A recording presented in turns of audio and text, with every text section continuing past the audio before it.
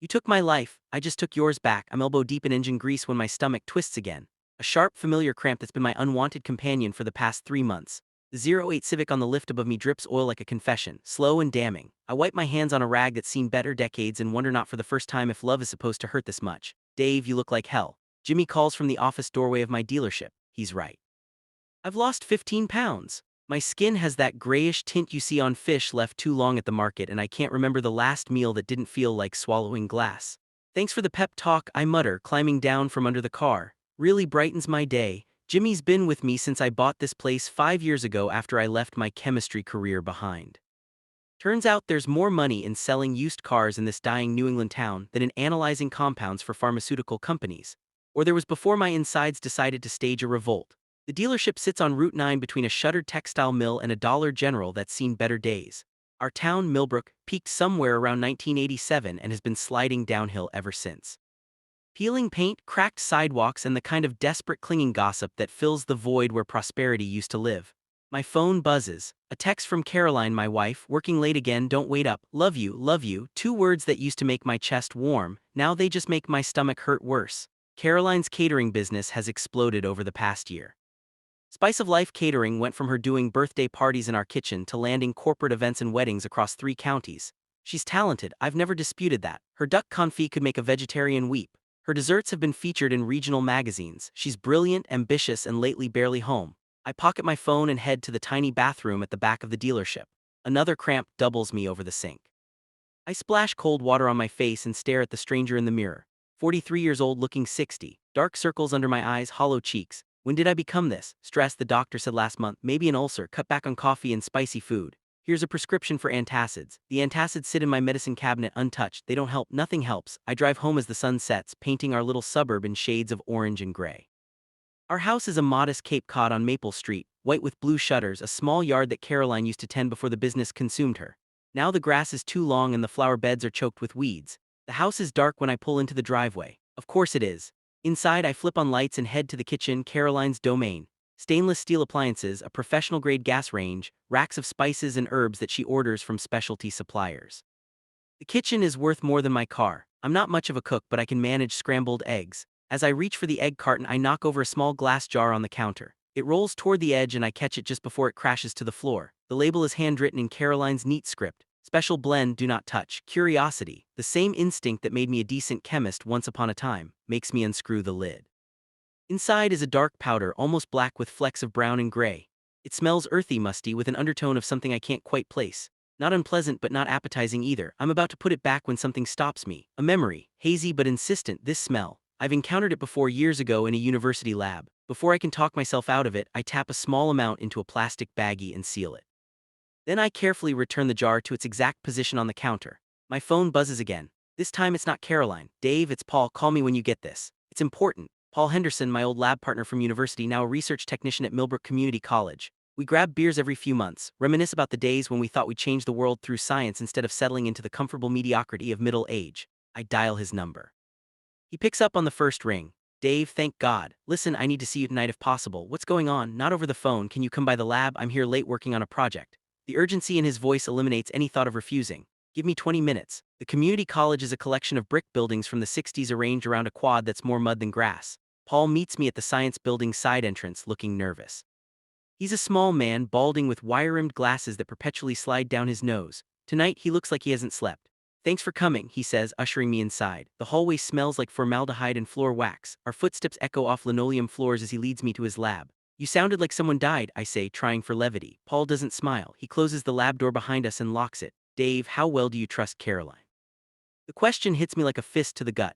What kind of question is that? Just answer me. Do you trust her? She's my wife. That's not an answer. I lean against one of the lab tables, suddenly exhausted. Why are you asking me this? Paul adjusts his glasses, a nervous tick I remember from our university days. Because I saw something tonight, something that's been eating at me for the past 2 hours and I can't not tell you. Paul, you're scaring me. I was at Russo's, that Italian place on Main Street, picking up dinner. I saw Caroline there with a man. My stomach clenches. Her business partner, probably Derek. They meet all the time to discuss. Dave, Paul's voice is gentle but firm. They weren't discussing business. They were in a corner booth and she was kissing him, not a peck. A real kiss, the kind that means something. The lab tilts slightly. I grip the edge of the table. You're sure it was her? I'm sure. We stand in silence. The fluorescent lights hum overhead. Somewhere in the building a pipe clangs. There's more, Paul says quietly. When I left, I saw them get into his car, a black BMW. I wrote down the plate number. I don't know why, I just thought you should know. I pull out the plastic baggie from my jacket pocket. My hands are shaking. Can you analyze this for me? Paul takes the bag, holds it up to the light. What is it? I don't know. I found it in Caroline's kitchen. It's labeled as a spice blend, but something about it bothers me. You want me to run tests? Can you? Paul nods slowly. I can do a basic analysis tonight. Full breakdown will take a few days. He looks at me carefully. Dave, what's going on? I don't know yet, I say, but I'm going to find out. I drive home in a daze. My mind is racing, connecting dots I don't want to connect. The late nights, the business trips, the way Caroline's been distant, distracted. The way she's been making me special meals to help with your stomach issues, she'd said with such concern. The house is still dark when I arrive. I sit in my car in the driveway staring at our bedroom window. 10 years of marriage, 10 years of thinking I knew someone. My phone buzzes. Paul, preliminary results are weird. Need to run more tests. Can you come by tomorrow afternoon? I text back. I'll be there. Inside, I don't turn on the lights. I move through the dark house like a ghost, going through the motions of normalcy. Brush teeth, change clothes, climb into our empty bed. Caroline comes home at 2:00 in the morning. I hear her car in the driveway, her key in the lock, her footsteps on the stairs. She slips into bed beside me, smelling of perfume and something else. Someone else. Dave, she whispers. You awake? I keep my breathing steady, feigning sleep. After a moment, she sighs and rolls away. I lie in the dark, my stomach churning, and wonder if the woman next to me is trying to eliminate me. Morning comes with gray light and the sound of rain on the roof. Caroline is already up, moving around the kitchen. I can smell coffee brewing, bacon frying, the domestic symphony of a normal morning in a normal marriage. Except nothing is normal anymore. I dress slowly, my mind sharp despite the sleepless night. Years of chemistry training taught me to observe, to test hypotheses, to follow evidence wherever it leads. I need to approach this scientifically. Emotionally, I'm a wreck. Intellectually, I need to be ice. Caroline is at the stove when I come downstairs, wearing her silk robe, her dark hair pulled back in a ponytail. She's beautiful, I've always thought so. 36 years old, with the kind of elegance that comes from confidence and success. When did I stop being enough for her? Morning, honey, she says brightly, too brightly. I made your favorite bacon and eggs, and I'm trying a new spice blend in the eggs. Tell me what you think. She slides a plate in front of me. The eggs are perfectly scrambled, flecked with herbs and that dark powder I recognize from the jar. Looks great, I say, my voice steady, but I'm running late. I'll grab something at the dealership. Her smile falters. You need to eat, Dave. You've lost so much weight. I know, I will, I promise. I kiss her cheek, a Judas kiss if ever there was one, and grab my keys. Wait, she calls. I'm catering an event tonight at the Riverside Hotel. Big corporate thing. I probably won't be home until midnight. With Derek, the question comes out sharper than I intended. She blinks. Yes, with Derek. He's my business partner. Why? No reason, just asking. I leave before she can press further. At the dealership, Jimmy takes one look at my face and pours me coffee without a word. The morning passes in a blur of paperwork and customer interactions. I smile, I shake hands, I negotiate prices on autopilot. At 3:00, I tell Jimmy I'm leaving early and drive to the college. Paul is waiting in his lab, looking even more haggard than yesterday. He has papers spread across his desk, computer screens glowing with data I'd need time to interpret. Sit down, he says. I sit. Paul removes his glasses, cleans them with his shirt, puts them back on, stalling. Dave, I ran every test I could think of. Chromatography, spectroscopy, the works. That powder you gave me. He trails off. Just tell me, it's not a spice blend. I mean, there are spices in it, turmeric, coriander, black pepper. But the main ingredient is amanita, deathcap mushroom, one of the most poisonous fungi on the planet. The lab goes quiet. I can hear my heartbeat in my ears. How much? My voice sounds distant, detached, enough to be lethal if consumed regularly over time. It causes liver and kidney damage. Symptoms include nausea, vomiting, abdominal pain, diarrhea, eventually organ failure. Paul's hands are shaking. Dave, your symptoms. How long have you been sick? 3 months, maybe 4. Jesus Christ. Paul stands abruptly, paces the small lab. We need to get you to a hospital right now. Wait, my mind is racing, pieces clicking into place with horrible clarity. Can you test my blood, see if there's evidence of poisoning? I can draw blood, but the full toxicology screen needs to be sent to a proper lab. That takes days. Do it. Paul draws 3 vials of blood, labels them carefully. His hands are steadier now, focused by the familiar routine of scientific procedure. I'll rush these to the state lab. I have a contact there, but Dave, you need to see a doctor today. I will, but first I need to know for sure. Know what? That your wife is poisoning you. Dave, the evidence is circumstantial. I interrupt. I need proof. Real proof, and I need to know why. Paul stares at me. Why? Why does it matter? Why? Because I need to understand, and because I pause, choosing my words carefully. Because I need to know everyone involved. Understanding dawns in Paul's eyes. You think there's more to this than just an affair? I think if Caroline wanted to leave me, she'd leave. We don't have kids. We have a prenup. Her idea, actually, she'd keep her business. I'd keep the dealership. We'd split the house equity. Clean break. I stand packing now too, but if I die, she inherits everything. The dealership, the house, my life insurance, $500,000 plus assets. So this is about money, money and freedom. She gets both, and she gets Derek. Paul sits down heavily. What are you going to do? What I do best? Investigate, document, build a case. I meet his eyes, and then I'm going to destroy them. The next week passes in a strange double life. By day, I'm normal Dave, running the dealership, smiling at customers, making small talk with Jimmy and the mechanics. By night, I'm someone else, someone methodical and cold. I start with Derek Chambers, Caroline's business partner, co-founder of Spice of Life Catering. I know the basics already. He's 34, graduated from culinary school in Boston, moved to Millbrook 2 years ago. He's handsome in that generic way that women's magazines call dashing. Tall, athletic, perpetual 500 shadow. The kind of guy who wears expensive jeans and drives a BMW. Following them is easier than I expected. They're not careful, why would they be? They think I'm the oblivious husband too sick and stupid to notice. I watch them meet at Derek's condo, a modern glass and steel box in the new development by the river. They think they're discreet, parking in the underground garage, but I have a clear view from the coffee shop across the street. I watch them at restaurants holding hands across tables in towns far enough from Millbrook that they think they're safe. I watch them at the catering company's commercial kitchen, working side by side, and the way they touch. Casual, familiar, intimate. I document everything. Photos on my phone, dates and times in a notebook, license plates, receipts I find in Caroline's car. But I need more, I need the smoking gun. It comes from an unexpected source. Ethel Morrison, my 72-year-old neighbor. Ethel has lived on Maple Street for 40 years and knows everyone's business. She's the neighborhood watch, gossip central, and general busybody. I've always found her exhausting. Now she's invaluable. Dave, she calls one Saturday morning as I'm checking my mailbox. Can I talk to you for a minute? I paste on a smile. Sure, Ethel, what's up? She glances around conspiratorially, then leans in. I don't like to spread rumors, but I think you should know. I've seen a man visiting your house. When you're not home, he has a key. My blood goes cold. What does he look like? Tall, dark hair, drives a fancy black car. He comes in the afternoon, stays for an hour or two, then leaves. I wouldn't mention it, but she trails off uncomfortable. But what? Well, Caroline is always home when he visits, and I just think it's odd, that's all. A man having a key to your house. I think Ethel, my mind racing. Derek has a key. Of course he does. They're business partners. It would make sense for him to have access to the house where Caroline does recipe testing. Except it's not about recipe testing. That afternoon, I install a hidden camera in our bedroom, a small device ordered online disguised as a phone charger.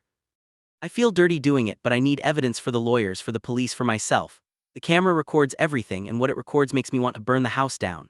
3 days of footage, 3 days of Caroline and Derek in my bed in my house, laughing, touching, talking about their future together. 6 more months, Caroline says on the recording, her voice clear. The doctors said it could take up to 6 months for the poisoning to be fatal. We just have to be patient.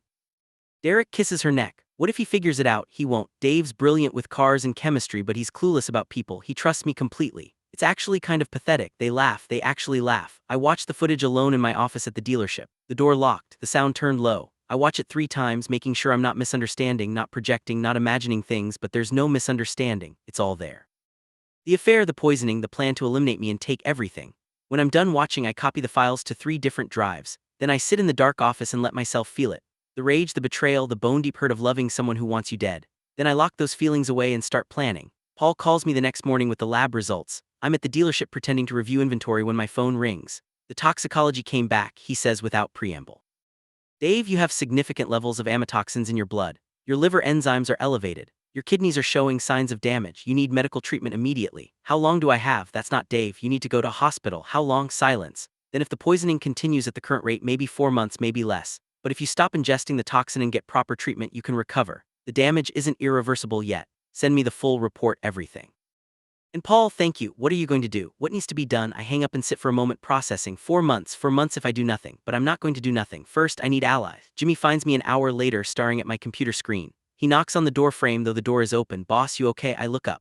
Jimmy's worked for me for 5 years. He's loyal, discreet, and has a brother who's a private investigator. More importantly, he's seen me deteriorate over the past months and has asked more than once if I'm okay. Jimmy closed the door and sit down. He does, concern written across his weathered face. What's going on? I tell him everything, the poisoning, the affair, the plan to eliminate me. I show him the lab reports, the camera footage, the timeline I've constructed. I watch his expression go from shock to disbelief to cold fury. That evil, he cuts himself off, jaw clenched. What do you need? Help, information, muscle if it comes to that, and discretion. You got it, all of it. He leans forward. My brother Mike, the pie, he can dig up everything on this Derek guy. Bank records, phone records, the works. Might not all be admissible in court, but you'll know what you're dealing with. Do it. And Jimmy, I need to know who else is involved. You think there's more? I think Caroline isn't smart enough to plan this alone. She's brilliant with food, but this level of premeditation. Someone helped her. Jimmy nods slowly. I'll have Mike start digging. What are you going to do? Stop eating her food for starters. And then I smile, and it's not a nice smile. Then I'm going to make them wish they just asked for a divorce. The next piece falls into place 2 days later, courtesy of Jimmy's brother Mike. He shows up at the dealership after hours, a manila folder thick with documents. Your wife's business partner is drowning in debt, Mike says, spreading papers across my desk. Credit cards maxed out, loan payments behind. He's got a gambling problem, online poker mostly, but also trips to the casino in Connecticut. He's into some loan sharks for about 60 grand. I flipped through the documents. Bank statements showing Derek's account perpetually overdrawn. Credit reports with red flags everywhere threatening letters from creditors. He needs money, I say desperately. That's not all. Mike pulls out another set of papers. Your wife took out a life insurance policy on you 6 months ago. $500,000. She's the sole beneficiary. The timeline clicks into place. 6 months ago, Caroline increased my life insurance. 4 months ago, I started getting sick. The pieces fit together with horrible precision. There's one more thing. Mike says, I did some digging into your wife's associates. There's a woman, Jennifer Walsh. She's listed as the chief financial officer of Spice of Life Catering. You know her. I frown. Jennifer, sure. She's Caroline's best friend from college. She helped Caroline set up the business structure, handles the books. She's also got a degree in chemistry from State University. Graduated 2 years before you. The room tilts. Chemistry, yeah. She worked for a pharmaceutical company for a few years, then quit to do consulting work, mostly helping small businesses with their finances. Mike taps the paper, but here's the interesting part. She was fired from the pharmaceutical company for theft, specifically theft of lab materials and compounds. I sit back, my mind racing. Jennifer Walsh, quiet, efficient Jennifer, always in the background at Caroline's events. Caroline's college roommate, her trusted advisor, her best friend, the one who would know exactly which poison to use and how to administer it. I need everything you can find on Jennifer, I tell Mike. Everything, he nods, already on it. I'll have more in a few days. After Mike leaves, I sit alone in my office piecing together the conspiracy. It's not just Caroline and Derek, it's Jennifer too, maybe more, a web of betrayal with me at the center slowly dying while they plan their futures. But I'm not dead yet and I'm done being the victim. I start with the money. Caroline thinks she's clever but she's sloppy. Our accounts are joint, she never bothered to change that. I have access to everything, including the business accounts for Spice of Life Catering. I call my lawyer Tom Bradford. We've known each other since high school and I trust him completely. I explain the situation, not all of it, not yet, but enough. The affair, the suspicious illness, the need to protect my assets. I want to freeze the joint accounts, I tell him, and I want to start divorce proceedings quietly. Tom is quiet for a moment. Dave, if you're serious about this, we need to do it right. Document everything. Get medical records. If you suspect poisoning, you need to report it to the police. Not yet, I need more evidence, but I want to be ready. Okay, I'll start the paperwork, but Dave, be careful. If what you're saying is true, these people are dangerous, I know. That's why I'm going to be more dangerous. The next day I make my move. I transfer all the liquid assets from our joint accounts into a new account in my name only. It's not illegal. The accounts are joint, I have every right, but it leaves Caroline with no access to cash. Then I call the bank that holds the mortgage on our house and the business loan for the dealership. I explain that I'm going through a divorce and need to protect my assets. They're sympathetic. They've seen it before. By the end of the day, Caroline's access to our money is cut off. The credit cards are canceled. The business account is frozen pending a financial review. I wait for the explosion. It comes that evening. I'm at home.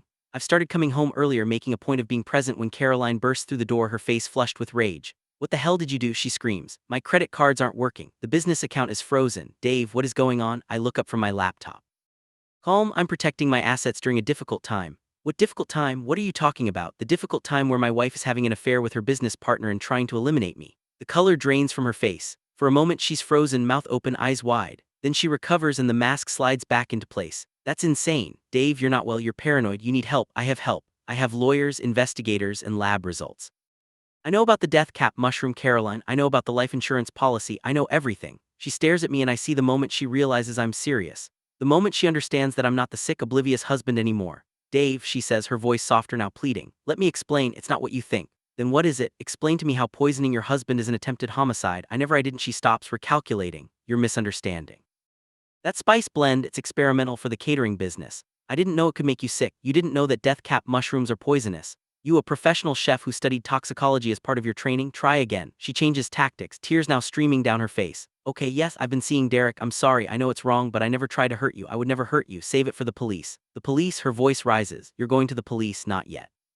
First, I'm going to ruin you. Then I'm going to ruin Derek. Then I'm going to ruin Jennifer. And then when you've lost everything, your business, your reputation, your freedom, then I'll go to the police. Caroline's face hardens. You can't prove anything, can't I? I have lab reports showing poisoning. I have video of you and Derek discussing my passing. I have financial records showing the life insurance policy and Derek's debts. I have testimony from witnesses. I have everything I need. She stands there shaking, trapped. Finally, she says, what do you want? I want you to suffer the way you made me suffer. I want you to know what it feels like to have everything taken from you. And I want you to understand that you brought this on yourself. I stand gathering my laptop. I'm staying at a hotel tonight. Don't contact me. Don't come to the dealership. Don't do anything except think about how spectacularly you've destroyed your life. I walk past her out the door into the cool evening air. Behind me, I hear her start to cry. I don't look back. The Millbrook Inn is a tired motel on the edge of town, the kind of place where truckers sleep and affairs happen. It's cheap, anonymous, and exactly what I need. I check in under my name, no point in hiding, and settle into a room that smells like cigarettes and regret. My phone buzzes constantly. Caroline calling, texting, begging me to come home. I ignore every message. Let her panic, let her scramble. Let her feel what it's like when the ground disappears beneath your feet. I order Chinese food and spread my evidence across the bed. Lab reports, financial documents, photos, video files. I organize it all, building a case that's airtight and devastating. My phone rings, not Caroline this time. Jimmy, boss, you need to see something. Can I come by? I'm at the Millbrook Inn. He arrives 20 minutes later with his brother Mike. They both look grim. We found something, Mike says, pulling out his laptop. Jennifer Walsh has been embezzling from the catering company. Small amounts at first, but it's been escalating. Over the past year, she's siphoned off about $80,000. I lean forward, studying the spreadsheets on his screen. Caroline doesn't know. Either she doesn't know or she's in on it. Hard to say, but here's where it gets interesting. Mike clicks to another file. Jennifer has been making regular payments to Derek. Cash transfers always under $10,000 to avoid reporting requirements. She's been funding his gambling habit. So Jennifer is using the business as her personal bank and Derek is using Jennifer as his personal ATM. I sit back processing. They're all using each other. There's more, Jimmy says. Mike talked to some people at the casino. Derek's been bragging about coming into money soon. Big Money said he's got a deal going down and once it pays out, he's moving to Florida. Life insurance payout, I say. He thinks he's getting $500,000. Split 3 ways, Mike adds, between Caroline, Derek, and Jennifer. That's the deal. They eliminate you, collect the insurance, and split the money. Caroline gets the business and the house. Derek gets enough to pay off his debts and start over. Jennifer gets her cut and disappears. I feel a cold rage settle over me. They planned this together, all 3 of them. Looks like it, Mike confirms, and they've been planning it for months. We found emails between Jennifer and Caroline discussing the project. They're careful, never explicit, but the timeline matches up with when you got sick. Can we prove Jennifer's involvement in the poisoning? That's harder. She's smart, covered her tracks, but the embezzlement that we can prove. And once the police start digging, they'll find the rest. I stand packing the small room. Okay, here's what we're going to do. We're going to take them apart piece by piece, starting with Derek. The next morning, I'm back at the dealership before dawn. I have work to do. Derek's BMW is easy to find. He parks it in the lot behind the catering company's commercial kitchen. It's his pride and joy, a 2021 M4 in black, probably leased at a rate he can't afford. I know cars. I know them intimately, and I know exactly how to make Derek's life miserable without breaking any laws. I don't sabotage the brakes. That would be dangerous and criminal.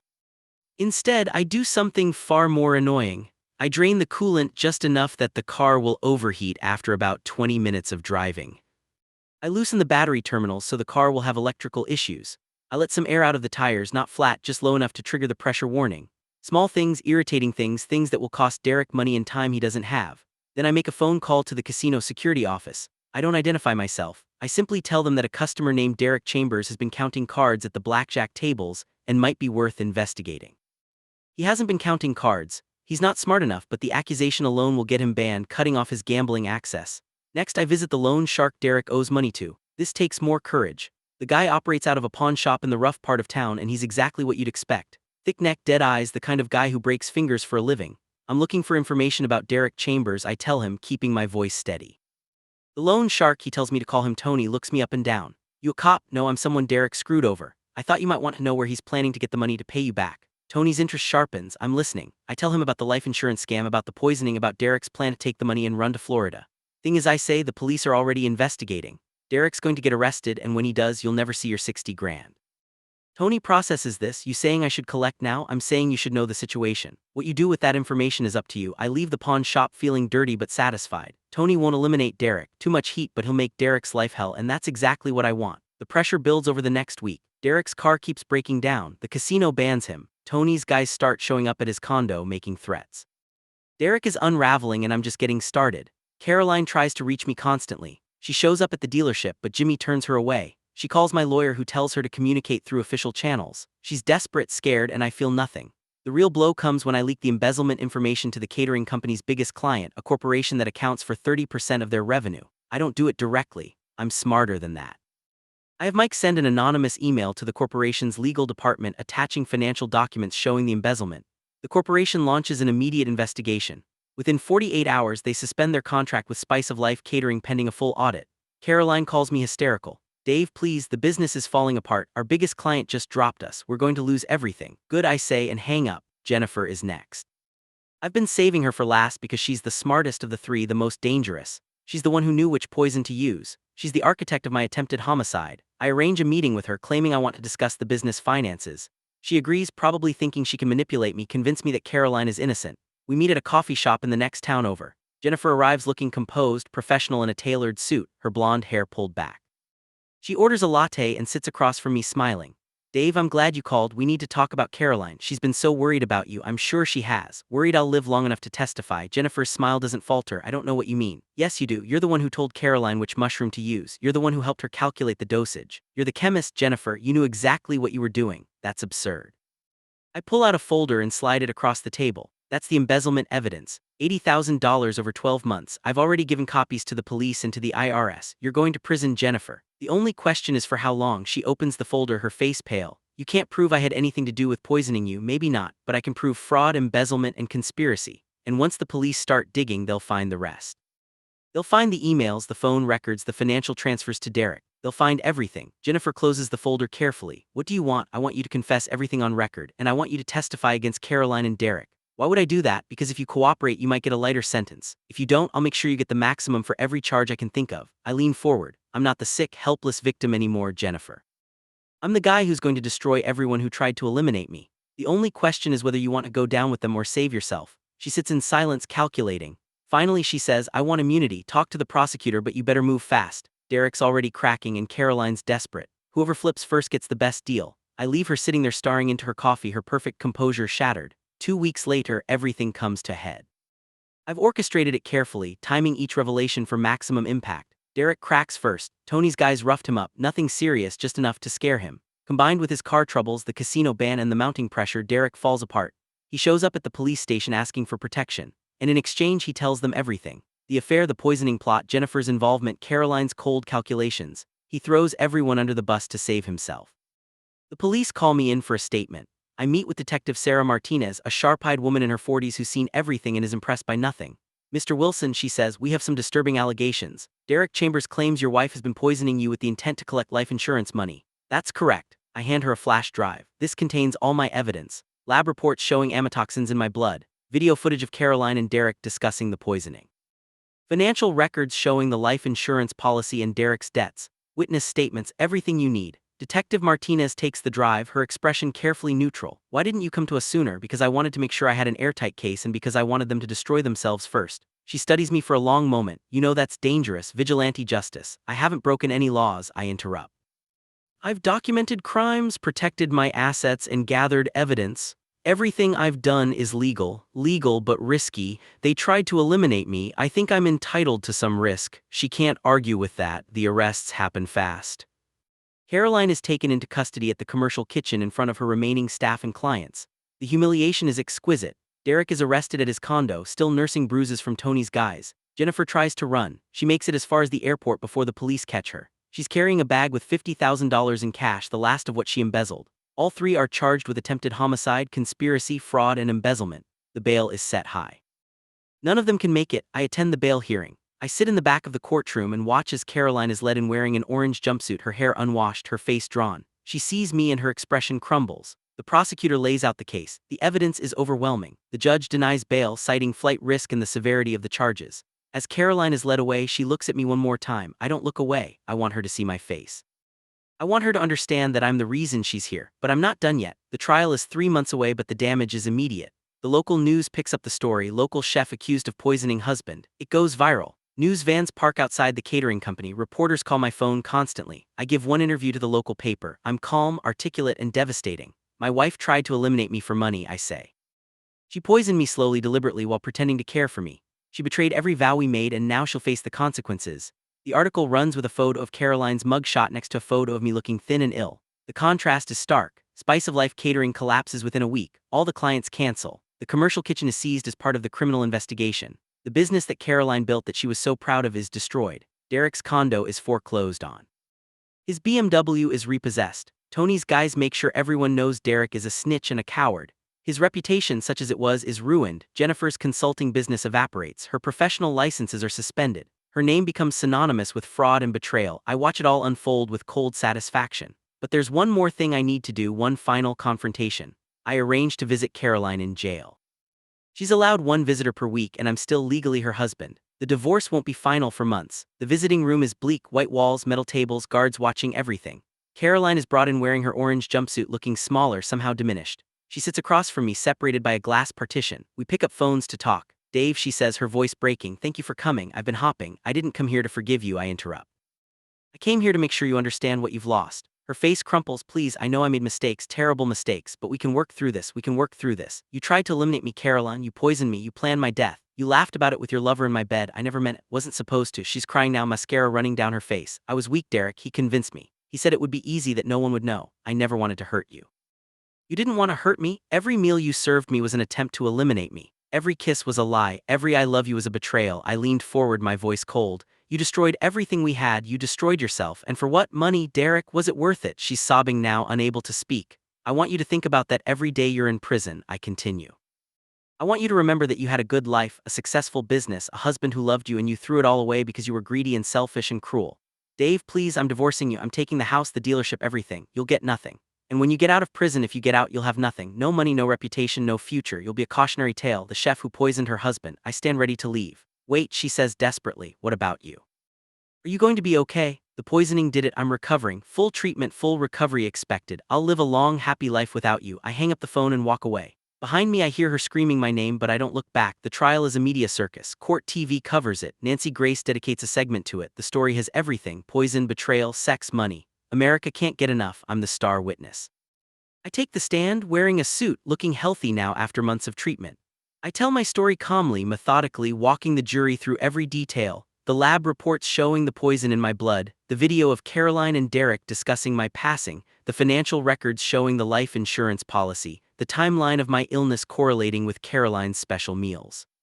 The defense tries to paint me as vindictive, as someone who fabricated evidence to frame his cheating wife, but the evidence is too strong. The science is irrefutable. Derek testifies against Caroline, trying to save himself. He claims she masterminded everything, that he was just following her lead. It's pathetic and transparent. Jennifer, who took a plea deal, testifies about providing the poison and helping plan the timing. She's cold, factual, showing no remorse. The jury hates her.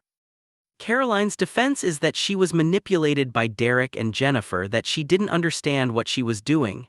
No one believes it. The trial lasts 3 weeks. The jury deliberates for 4 hours, guilty on all counts. The sentencing hearing is 2 weeks later. The judge is a stern woman in her 60s who's clearly disgusted by the whole affair.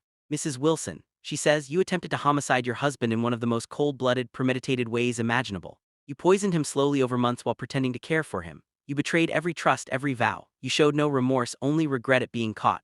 Caroline is crying, her lawyer's hand on her shoulder.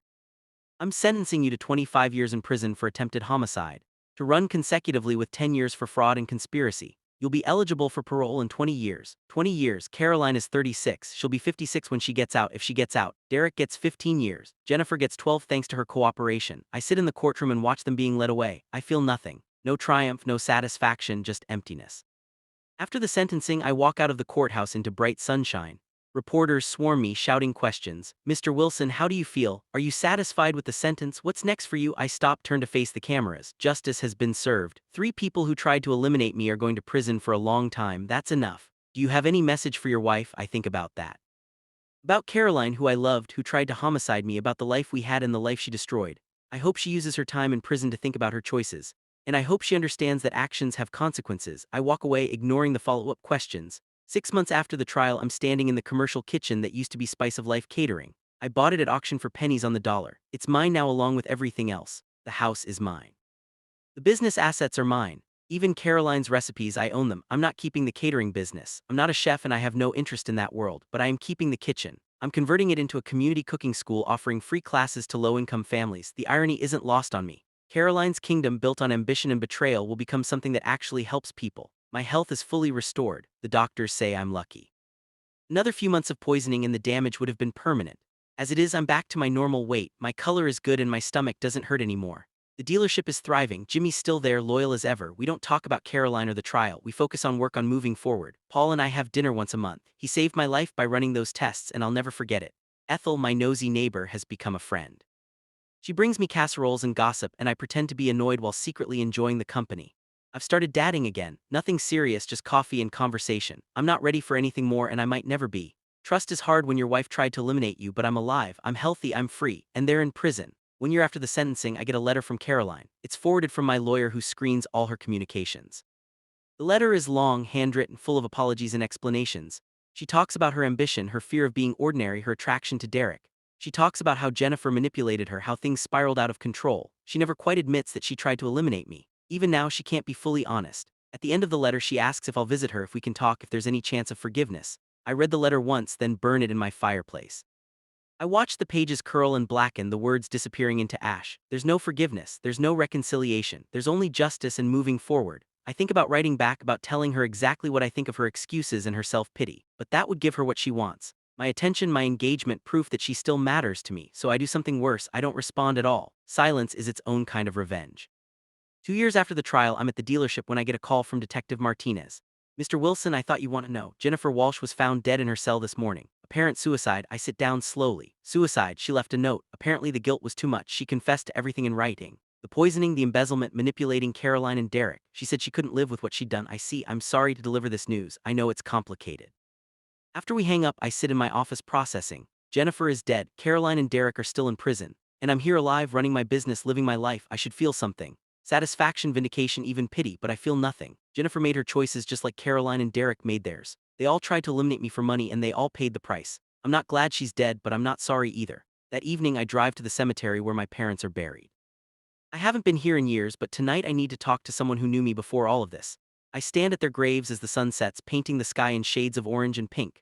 I'm okay, I tell them. I survived, I won, but I don't feel like I won, I just feel tired. The wind rustles through the trees. Somewhere a bird calls. Caroline's in prison, Derek's in prison, Jennifer's dead. And I'm here and I should be happy, but I'm not, I'm just here. I stand there for a long time watching the sun disappear below the horizon. Finally, I turn and walk back to my car. Tomorrow I'll go to work, I'll sell cars, I'll manage my employees, I'll live my life. The community cooking school will open next month. I'm dating someone new, a teacher named Lisa who makes me laugh and doesn't know anything about cars or chemistry. Life goes on, it has to, but I'll never forget what Caroline did. I'll never forget the taste of betrayal, the slow poison of lies, the moment I realized the woman I loved wanted me dead. And I'll never forget that I survived, that I fought back, that I won. 3 years after the trial, I'm invited to speak at a victims' rights conference. They want me to tell my story, to talk about surviving attempted homicide and seeking justice. I almost decline. I don't want to be defined by what Caroline did to me. I don't want to be the guy whose wife tried to poison him for the rest of my life. But then I think about all the people who are being betrayed right now, who are being hurt by people they trust who don't know how to fight back, so I accept. The conference is in Boston in a hotel ballroom filled with survivors of all kinds of crimes. I'm nervous as I take the stage, looking out at hundreds of faces. My name is Dave Wilson, I begin. 3 years ago, my wife tried to eliminate me. She poisoned me slowly over months. While I trusted her completely, she planned to collect my life insurance and run away with her lover. If I hadn't been curious, if I hadn't tested that spice jar, I'd be dead. I tell them the whole story, the discovery, the investigation, the evidence gathering, the trial. I tell them about the rage and the hurt and the determination to survive. The thing about betrayal, I say, is that it makes you question everything.